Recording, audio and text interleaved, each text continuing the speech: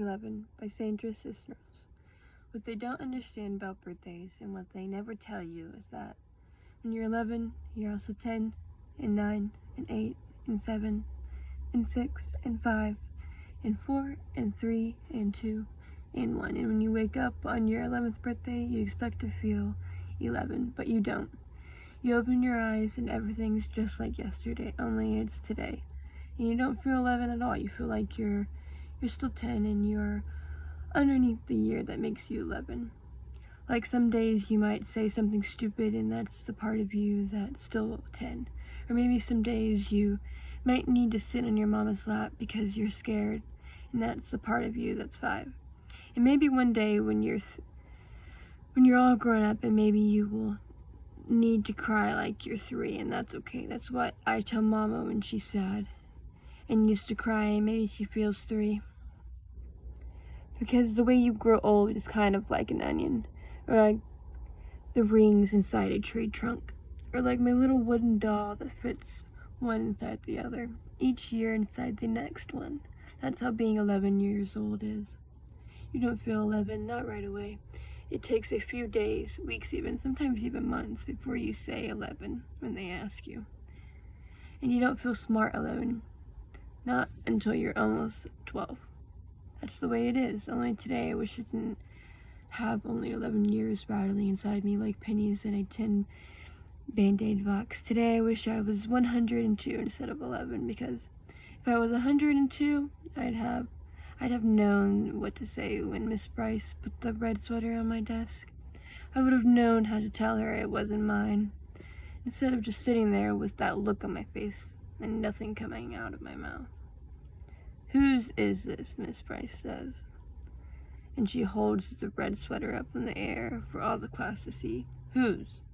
It's been sitting in the coat room for a month." "Not mine," everyone says. "Not me." "It has to belong to somebody," Miss Bryce keeps saying, but nobody can remember. It's an ugly sweater with red plastic buttons and a collar and sleeves all stretched out like you could use it for a jump rope. It's maybe 1,000 years old, and even if it belonged to me, I wouldn't say so. Maybe because I'm skinny, maybe because she doesn't like me, that stupid Sylvia Salvatore says. I think it belongs to Rachel, an ugly sweater like that, all ragged and old. Miss Bryce believes her. Miss Bryce takes the sweater and puts it right on my desk, but when I open my mouth, nothing comes out. You're not mine, I finally say in a little voice that was maybe me when I was 4. "Of course it's yours," Miss Bryce says. "I remember you wearing it once," because she's older and the teacher, she's right, and I'm not. "Not mine, not mine, not mine," but Miss Bryce is already turning the page 32 in math problem number 4. I don't know why, but all of a sudden I'm feeling sick inside, like the part of me that's 3 wants to come out of my eyes, only I squeeze them shut tight. And I bite down on my teeth real hard and try to remember, today I am 11. 11.